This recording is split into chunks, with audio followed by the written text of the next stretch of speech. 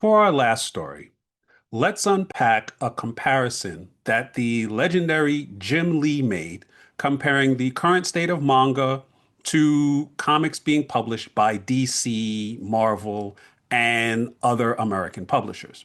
This story comes from Comic Book Resources, and in the story, the major critique that Lee had was Western comics has an overemphasis on superheroes to the exclusion of other story genres.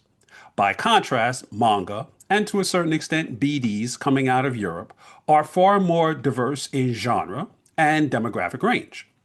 The article points out that this wasn't always the case, since American comics up until the 1950s also focused on dozens of genres, and superhero comics were only a small part of that. But what the article doesn't point out is the why.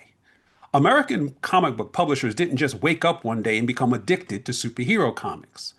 This was a period of intense censorship in the 1950s in the wake of McCarthy's Second Red Scare, when books like Seduction of the Innocent painted all comics as subversive and dangerous to the American public.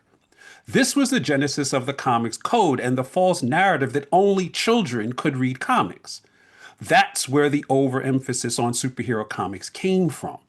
It is a stigma that has lasted more than 70 years, and it's still something that comic creators in America have to deal with in ways that French and Japanese publishers never had to.